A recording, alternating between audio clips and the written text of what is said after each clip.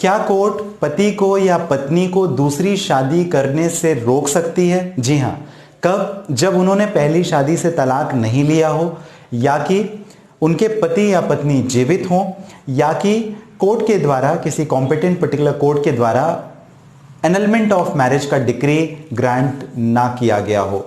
इस कंडीशन पर भी यदि उनके पास ये जो तीनों कंडीशंस मैंने बताई, उसके बावजूद क्या वो दूसरी शादी कर सकते हैं बिना पहली शादी से तलाक लिए? इस पर्टिकुलर वीडियो में हम लोग बात करेंगे, इंजंक्शन के बारे में बात करेंगे, रिस्ट्रेंट के बारे में हम लोग बात करेंगे, व्यादेश क्या होता है जरा समझेंगे, और कोर्ट कैसे रोकथाम कर सकती है अगर कोई दूसरी शादी करने के लिए जाए, क्या कानूनी प्रावधान रहेंगे, किसके अंतर्गत आपको एप्लीकेशन लगानी है। इस पर्टिकुलर वीडियो में आपको पूरी कंप्लीट जानकारी देने का मेरा आपको प्रयास रहेगा। चलिए वीडियो को शुरू करते हैं। मैं हूं अशोक पांडे। निवेदन करता हूं, रिक्वेस्ट करता हूं आपसे, अगर आप नए हैं सब्सक्राइब जरूर करें। आपका अपना चैनल है ऑनलाइन लीगल एडवाइस, और साथ ही किसी पर्सनल प्रॉब्लम के लिए बात करना है, नंबर दिया हुआ है व्हाट्सएप, कनेक्ट कर सकते हैं हमारी लीगल टीम को।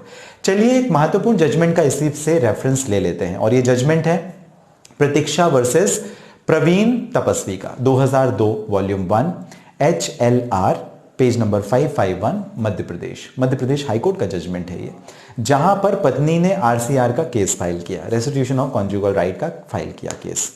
RCR क्या होता है? जहां पर पति और पत्नी अलग रह रहे हों बिना कारण के, वहां पर दोनों में से एक पार्टी को यह पावर होता है, राइट होता है हिंदू मैरिज एक्ट धारा 9 के हिसाब से, कि वो कोर्ट में एप्लीकेशन दे सके, आवेदन कर सके रेस्टिट्यूशन ऑफ कॉन्जुगल राइट के लिए, कि मेरे पति और पत्नी को जो भी अलग रह रहा है उसे कोर्ट कहे कि वो वापस से साथ रहे, बिना कारण पति पत्नी अलग नहीं रह सकते।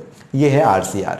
जब पत्नी ने केस किया तो इंजंक्शन का एप्लीकेशन हस्बैंड के द्वारा फाइल किया गया। इंजंक्शन क्या होता है? 151 CRPC के साथ ऑर्डर 3912 में दिया गया है। सिविल प्रोसीजर कोड में इंजंक्शन बताया गया, व्यादेश बताया गया, रोकथाम कब की जा सकती है, कब रोक लगाई जा सकती है, कुछ पर्टिकुलर सिचुएशन में इसके बारे में जिक्र किया गया है। तो पत्नी ने इंजंक्शन की एप्लीकेशन कोर्ट में दी। इंजंक्शन का मतलब व्यादेश जो होता है, इस पर कोर्ट ने पति ने यह कहा कि मेरी पत्नी अगर वापस मेरे साथ रहने के लिए आएगी तो तमाशे करेगी, लड़ाई झगड़ा करेगी, मेरे घर वालों के साथ मारपीट करेगी, या खुद सुसाइड करके, खुद आत्महत्या करके हम लोगों को, हमारे या परिवार वालों को झूठे किसी मामले में फंसा सकती है।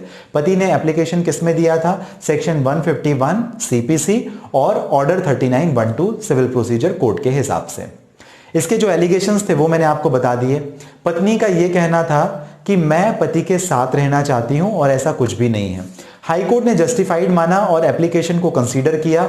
उन्होंने ये कहा कि पत्नी वापस से आएगी, परेशानी होगी, इस वजह से जो फैमिली कोर्ट है वो सेक्शन 21 हिंदू मैरिज एक्ट के हिसाब से या civil procedure code section 151 3912 CPC के हिसाब से इंजंक्शन ग्रांट कर सकती है, व्यादेश दे सकती है, रोक लगा सकती है कि पत्नी उस प्रमाइस पे एंटर ना करे, और रेस्टिट्यूशन ऑफ कॉन्जुगल राइट का केस जब तक कोर्ट में पेंडिंग है तब तक के लिए ये जो एप्लीकेशन है उसे कोर्ट ने कंसीडर कर लिया, हस्बैंड की जो एप्लीकेशन थी।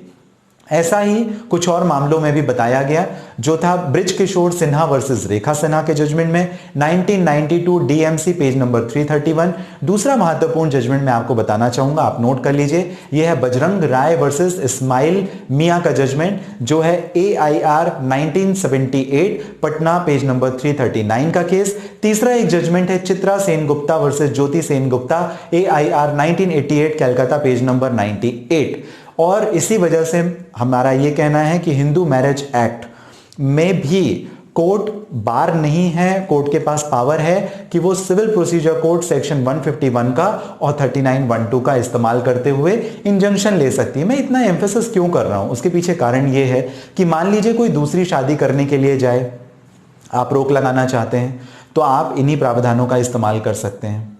अगर मान लीजिए आपका पति या आपके इन-लॉज आपको घर से बाहर निकाल रहे हैं या निकालना चाहते हैं, तो उस कंडीशन पर भी आप 151 CPC और 3912 का इस्तेमाल कर सकते हैं। फैमिली कोर्ट एक्ट 1984 की बात करें तो सेक्शन 7 का इस्तेमाल कर सकते हैं, धारा 21 धारा 24 का आप इस्तेमाल कर सकते हैं, जिससे इस प्रकार की जो गतिविधियां हैं कोर्ट आपको रिस्ट्रेंट ऑर्डर पास कर सके, आपको दिक्कत ना हो, परेशानी ना हो और आपके फेवर में कोर्ट निर्णय कर सके, एटलीस्ट तब तक जब तक आपका मामला फाइनल या पूरी तरह से निर्णित ना कर दिया जाए। तो आपको ध्यान रखना है प्रतीक्षा वर्सेस प्रवीण तपस्वी 2002 का मध्य प्रदेश हाईकोर्ट का जजमेंट जो इंजंक्शन के ऊपर है और कोर्ट को पावर देता है, एम्फेसिस करता है कि आप 151 और 39(1)(2) में भी आप एक्सरसाइज कर सकते हैं, इंजंक्शन ग्रांट कर सकते हैं, चाहे वो restraint of marriage, second marriage से रिलेटेड हो, या पति या पत्नी को प्रेमाइस में एंटर करने से हो, या पति या उसके घर वाले पत्नी को घर से बाहर निकाल रहे हैं डोमेस्टिक वायलेंस एक्ट सेक्शन 17-19 के हिसाब से,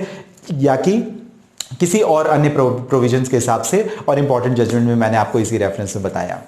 आपको ये जानकारी कैसी लगी मुझे जरूर कमेंट बॉक्स में मेंशन कीजिएगा। इसके साथ ही आप सभी जो कीमती महत्वपूर्ण समय मुझे देते हैं इसके लिए आपका धन्यवाद। अपॉइंटमेंट बुक करके बात कर सकते हैं। इस वीडियो के डिस्क्रिप्शन में लिंक है, व्हाट्सएप नंबर भी इसी पर्पस के लिए दिया है। मिलते हैं अगले वीडियो में। स्वस्थ रहें।